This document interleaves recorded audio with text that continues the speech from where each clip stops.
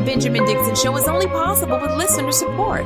Go to www.thebenjamindixonshow.com to register for our blog and join the Progressive Army. Welcome to the Benjamin Dixon Show. I am your host, Benjamin Dixon. Today is Friday, November 1st, 2019. I want you to take a listen into this audio from the Jim Bakker Show, and it features Evangelist Paula White. And she's an evangelical preacher, and I've covered her on the show before. She built her entire career, her entire preaching persona off of the black church. I just want to preface it with that. And in this clip, she insinuates very strongly that if you do not vote for Donald Trump, then you're going to answer to God. This election is so important. It's vital. It just scares me what is going on. 2 Supreme Court justices. Yes. We already know. It is potential. We know we'll have a third one. Mm-hmm. We didn't need the time. Yeah. But it is very potential that we could have a fourth or even a fifth.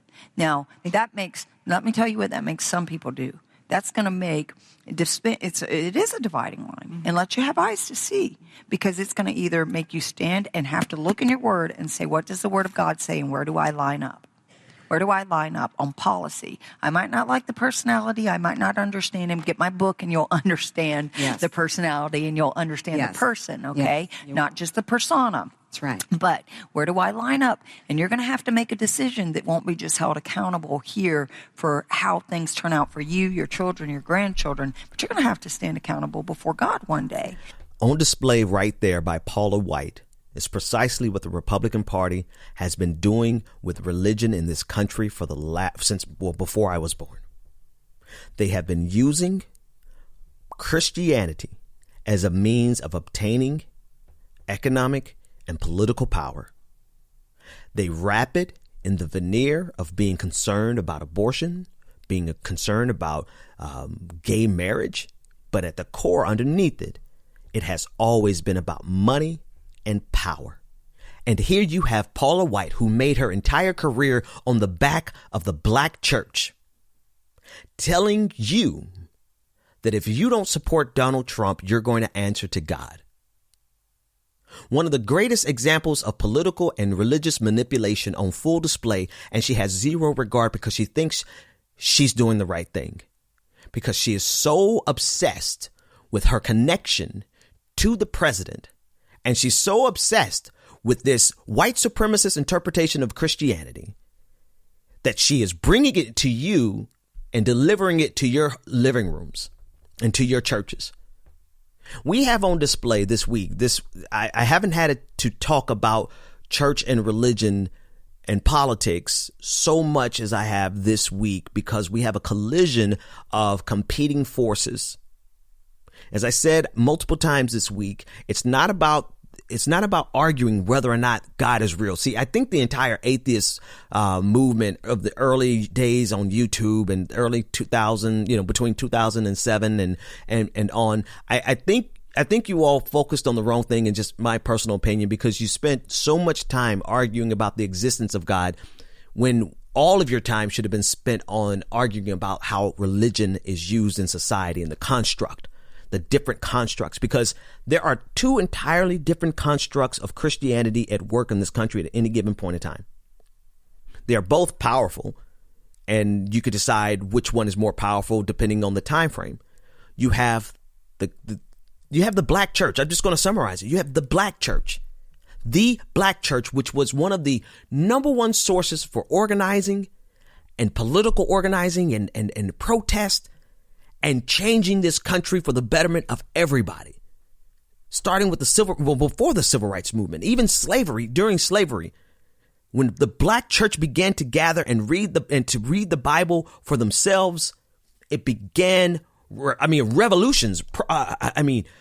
Just example after example of rebellions based on the Bible. And that construct has been in existence for hundreds of years.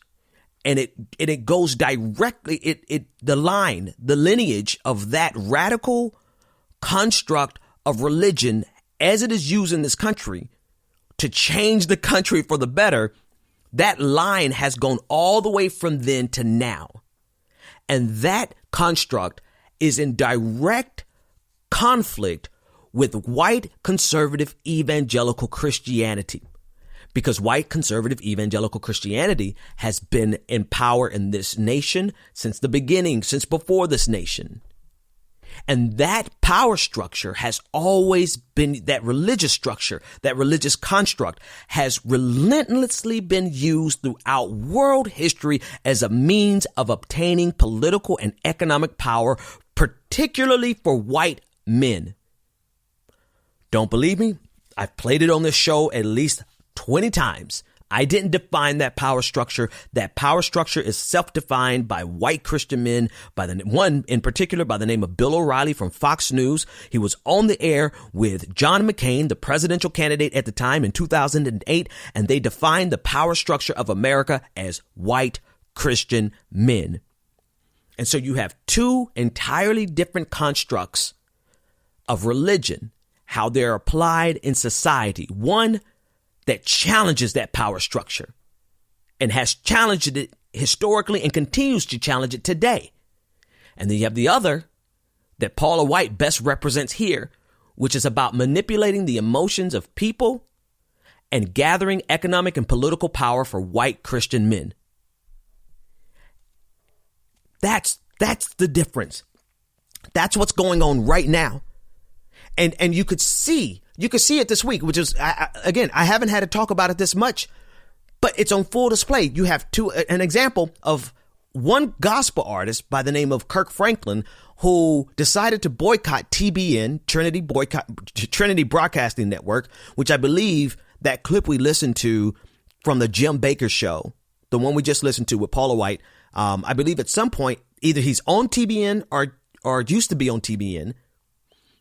And Kirk Franklin had to this week come out and announce a boycott of TBN because they edited out the portions of his speech where he was declaring he was speaking out against the injustices of police brutality and police shootings. They edited that out.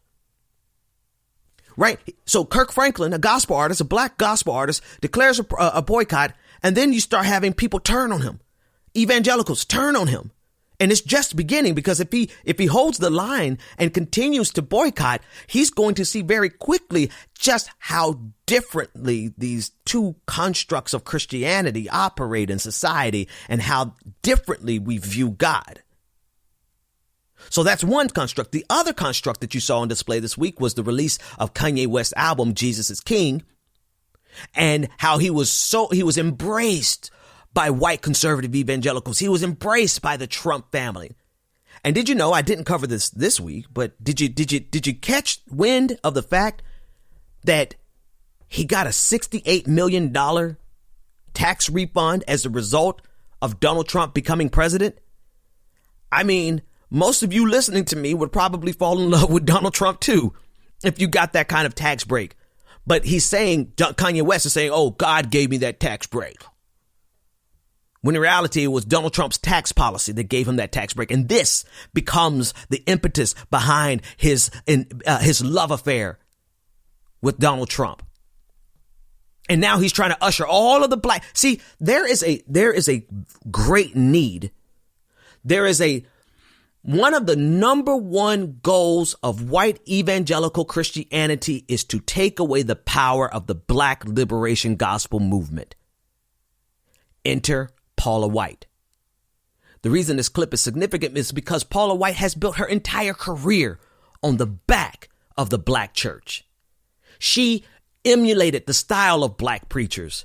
She emulated the cadence, the hoop, the style, the presentation, the demeanor. She imitated, and then she became a pastor of a black congregation.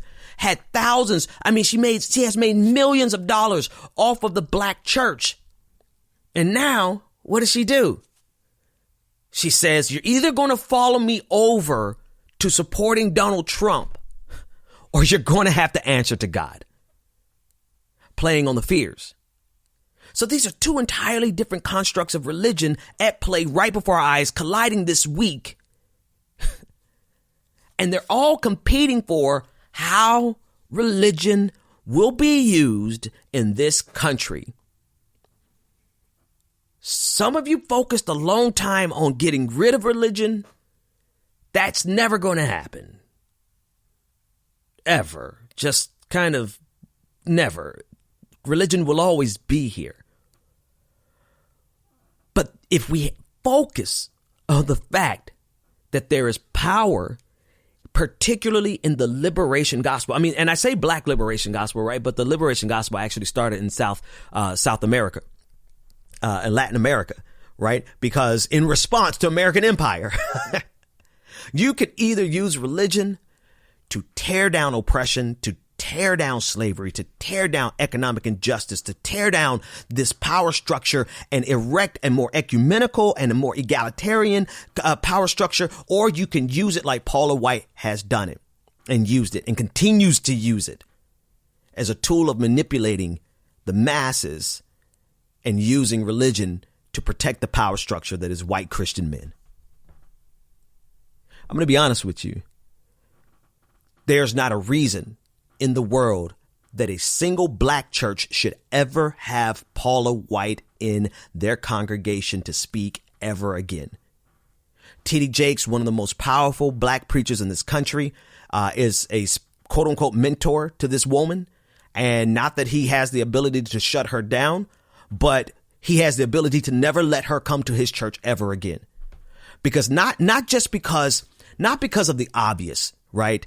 Her obvious hypocritical support for a man who carries himself in a way that is not only destructive to this country, but is completely antithetical to the Christian faith.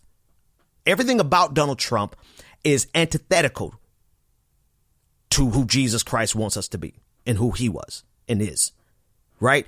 So it's not just the obvious, her support and her making excuse for and giving a spiritual cover. I mean, they're false. In the Bible, like literally prophets for hire in the Bible. Can I just come on? I mean, I do know the Bible enough very well. There were false prophets in the Bible who were paid good money to give a spiritual excuse for the king to serve the power structure of the day and to give it validity with religious jargon. And that is what Paula White is doing. But it's not just that. It's not just that. That's not just the only reason why the black church should to never allow her in their churches again, because she is contributing to the neutralizing of that power source, that power source that has brought some of the most dynamic change in this country. I mean, look at any progress that we have in this country today, anything that you see in terms of civil rights, in terms of progress in general. The black church has contributed to that in a significant way. And Paula White is doing her part in neutralizing that. They have a vested interest in destroying the power of the black church. And the way they've done it up to this point has been to just help a bunch of Negroes get out of poverty, to give $1 million to a preacher to start a church so that he can have a mega church. It's been pretty easy up until this point. All you had to do was give these artists an opportunity to come and perform at your mega church and take home a $30,000 check. That's how they've been neutralizing the power of the black church up until this point. And now they're having to come with just brute force. Now they're having to come to brute force and make you feel guilty. And now even more so, they have to infiltrate your church structure. They have to infiltrate the minds of the people in your churches to make sure that you never talk about politics from the pulpit when they talk about politics from the pulpit every single week. Except they're talking about right-wing politics. They're talking about stripping rights away from people. They're talking about invalidating. I mean, they are literally talking about a right-wing agenda in their pulpit every week. And yet they are trying to do everything in their power to make sure that the black church never uses its political power. The same political power that changed the world That's what she represents. And that is what we're seeing colliding in this week. It's been a fascinating week to see these two forces collide. And I believe we're going to see it a lot more. Okay, coming up next, I have an interview with Adriel Hampton. He is the gentleman who who's running for governor in California, and he is putting Facebook to the test. We'll talk about that coming up next. Go to www.patreon.com/The BPD Show and support The Benjamin Dixon Show. And before we move to the interview, I want to take this moment, as we always, to thank the patrons of the show, without whom this is not possible. Special shout out to Patrick S. for becoming a patron. And actually, it's the first day of the month, which I want to take the time to thank every single one of you who support the show. Thank you. The show's not possible without you. You too can join this group by going to www.patreon.com/The BPD Show. Joining me now is candidate for governor in California, Adriel Hampton. He's made a lot of news this week by directly challenging Facebook's policy with regards to not fact-checking political advertisements. Adriel, before I get too far into it, how are you, man? I'm good, Ben. Thanks for having me on the show. It's a pleasure. It's definitely a pleasure. Adriel, listen, now full transparency, like we know each other. We've actually done some work together, and you're friends with of the Progressive Army. You're friends with Anoa Changa, and one of the things I like most about what you've done is like you found a lane that you just acted on, and you're having such a significant impact. And this is one of the things I tell our audience all the time, to find your lane and do something. Tell us about what motivated you to make this move and exactly what you're doing. I was listening to Alexandria Ocasio-Cortez question Mark Zuckerberg. Facebook has been under a lot of scrutiny around kind of false information that goes viral on Facebook. Politicians can lie on Facebook, not only in their own posts, but in paid ads. And there are no repercussions for that. So AOC grilled Zuckerberg about that. And that night after that testimony, I thought, well, one of the things she'd said was, what if we made a Green New Deal ad? Or she said, what if I made a Green New Deal ad that like said that that Republicans in primaries support the Green New Deal, even though they don't. Right. And Zuckerberg said it probably would be allowed. And I realized that we had the skills and knowledge to make that ad that she was talking about. And so we made that ad, and we released it on Thursday, put up this ad. I sent out a press release, and I thought we'd missed the news cycle. I thought, darn, we didn't do it fast enough. Nobody's gonna do anything, and Facebook's gonna shut me down, and that's gonna really suck. And then by Friday morning, it had started to go viral, and Facebook had accepted this fake ad that said that it was called Conservatives for a Green New Deal, and it said that Lindsey Graham was endorsing the Green New Deal, and it clipped a speech about conservation to make it sound like he'd said that Republicans support the Green New Deal. And it was very obvious parody, but it went up through Facebook's initial review process. So this thing just was exploding. It's like 250,000 views on Twitter. I had some big accounts, messaging and spreading it, and all with challenging this policy of Facebook that allows lies from politicians.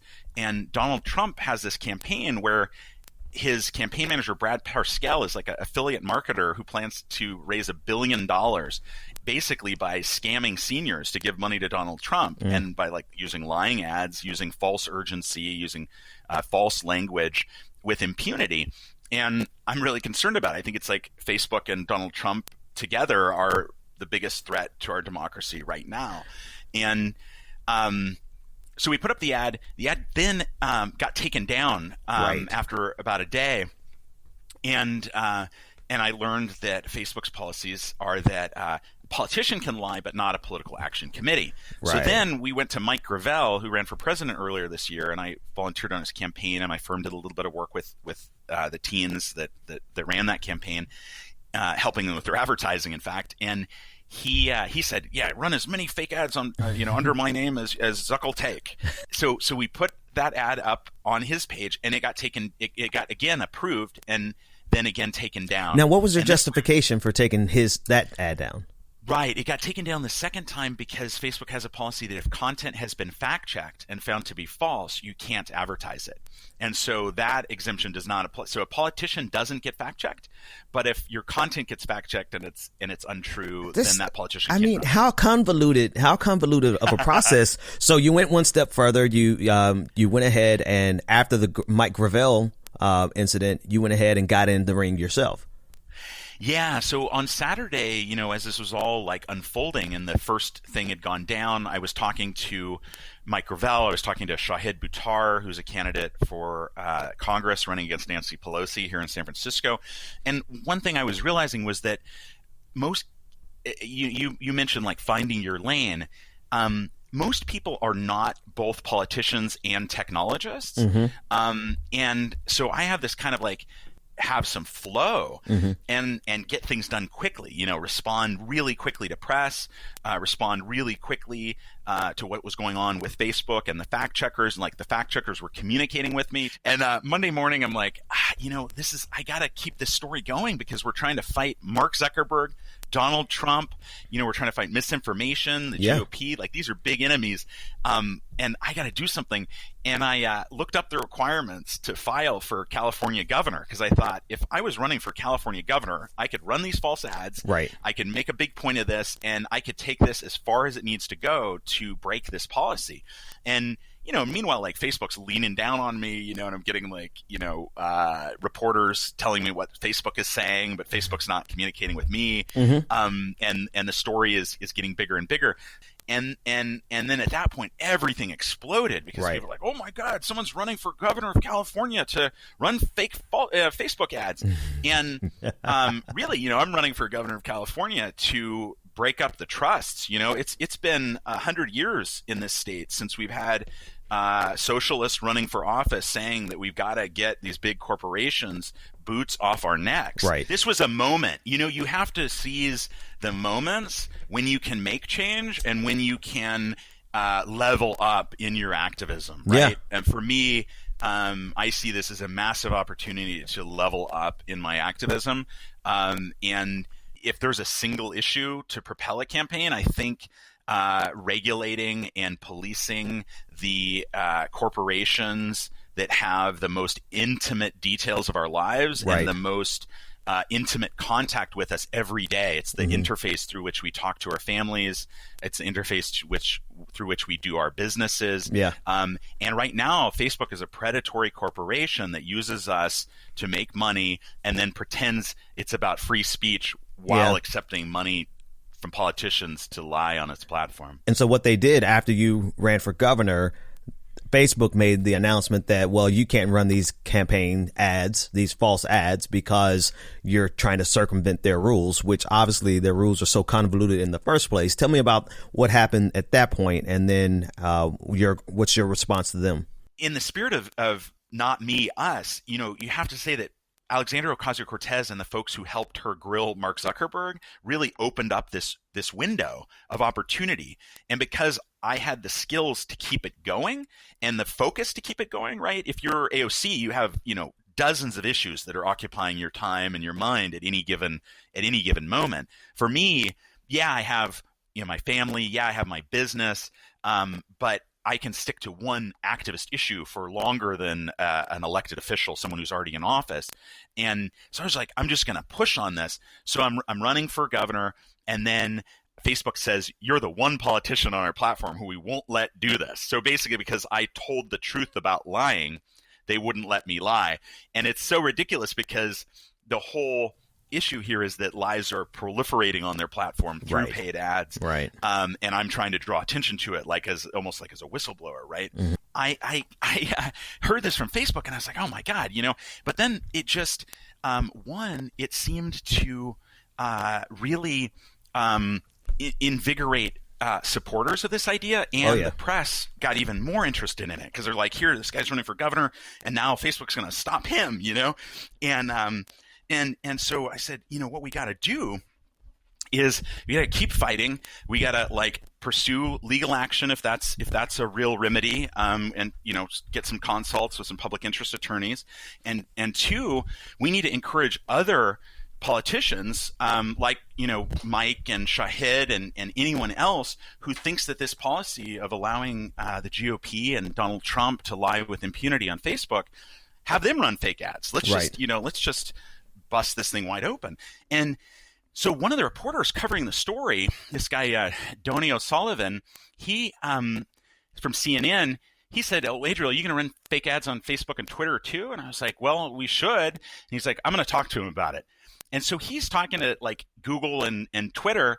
And then the next day, Twitter announces that it's going to just stop its political ad business entirely to avoid this problem. And then they Jack Dorsey was like taking shots at Mark Zuckerberg. Now, Twitter is 1/24th the size of Facebook as of the most recent market cap I've looked up. So it's much smaller. It was much less of a problem, but it really draws, attention to like, why is Mark Zuckerberg holding on to this policy of allowing politicians to lie? And it's fascinating to me, man. At the core of this, you have two fundamental problems. You have the propensity of these politicians to just outright lie without any concern, right? They don't care. We're literally having a conversation about how prolific their lies can be and how widely disseminated their lies can be. And then on the other side, you have Facebook, who's so focused on their bottom line that they are willing to go over and above. They want access to those billions of dollars that are raised every year, and they don't care. I also think inside of this is some ideological leanings that Zuckerberg and some of the leadership of Facebook has. I think they're right wingers. I mean, I think that when you get that rich, right, you start really thinking about the fact that the GOP is the party that gives rich people tax cuts. Adriel Hampton, candidate for governor in California, and the one-man wrecking crew taking it to Mark Zuckerberg and the empire of Facebook. Thanks so much for joining me. All right. Pretty white TT. Pretty white TT. Pretty white TT. Pretty white TT. Pretty white TT. Pretty white TT. You reached the Benjamin Dixon Show voicemail. Leave your message and we'll respond live on air. Hey, Ben. I love the show. I'm calling from Helena, Montana. 2 brief points. One, if student loans get canceled, that would help me out tremendously. My payment is $171 a month, which might not sound like a lot, but that could end up being for over 20 years. So I am definitely going for the student loan forgiveness.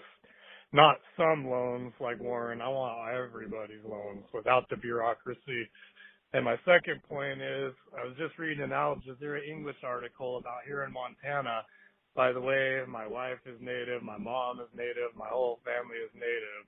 In Montana, Natives are 5 times more likely to go missing than white people in Montana.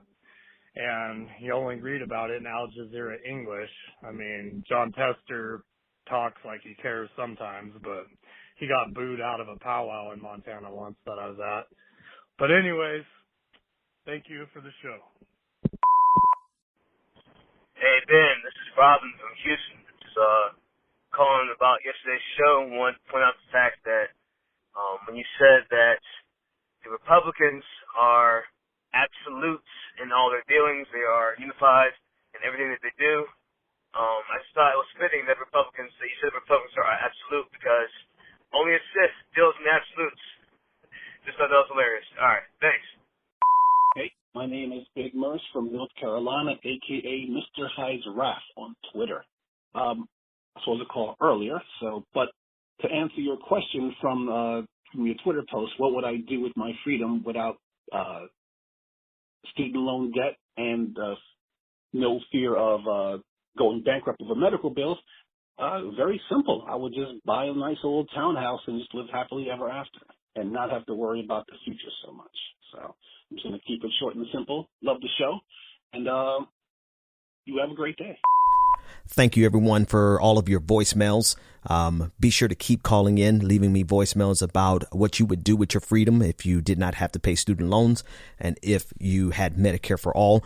And yes, to my little brother, Robin, who called in, the Republican Party most certainly is like the Sith Lords in terms of their insidiousness, and we have to fight back.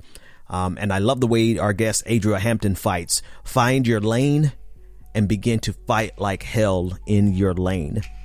So take what you do well and weaponize it to fight against injustices across this country. Have a great weekend, everyone. I'll see you Monday. The Benjamin Dixon Show is only possible with listener support. Go to www.patreon.com/The BPD Show and support The Benjamin Dixon Show. If you like this episode, be sure to share, like, and subscribe.